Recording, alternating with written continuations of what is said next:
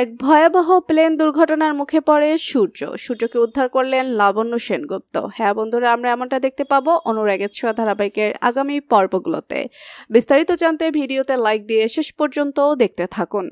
সোনা বাবাকে মায়ের কাছ থেকে দূরে নিয়ে যেতে চায়। সেই জেদ ধরে সূর্যকে নিয়ে দেশ ছেড়ে বহু দূরে চলে যাওয়ার পরিকল্পনা করে।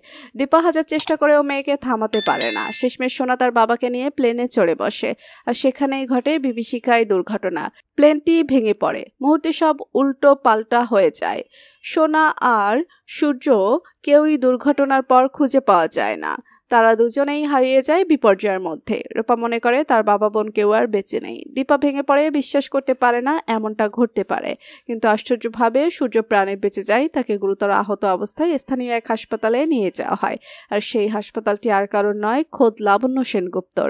লাবণ্য আজ পরিবার থেকে বহু দূরে একা। একসময় তার জীবনে এসেছিল প্লেন দুর্ঘটনার ছাপ। সেই যন্ত্রণাকে শক্তিতে পরিণত করে তিনি এই হাসপাতাল গড়েছেন, যাতে বিপদে পড়া মানুষদের পাশে দাঁড়াতে পারেন।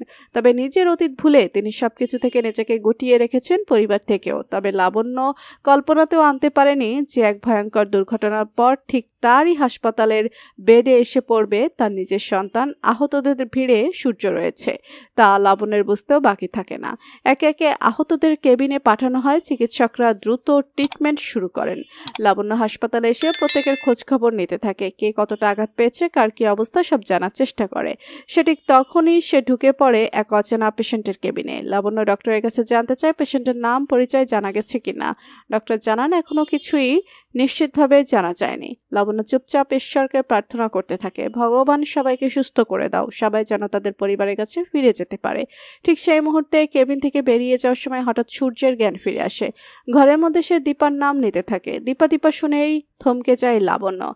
পেছন ফিরে তাকিয়ে দেখে কেবিনের ওই আহত ব্যক্তি আর কেউ নয়, তার বড় ছেলে সূর্য সেনগুপ্ত। চোখের সামনে ছেলেকে দেখে মুহূর্তে স্তব্ধ হয়ে যায় সে। পরক্ষণেই ছুটে গিয়ে সূর্যকে জড়িয়ে ধরে ডাকে, সূর্য সূর্য সূর্য, চিৎকার করে কেঁদে ওঠে মায়ের কণ্ঠে।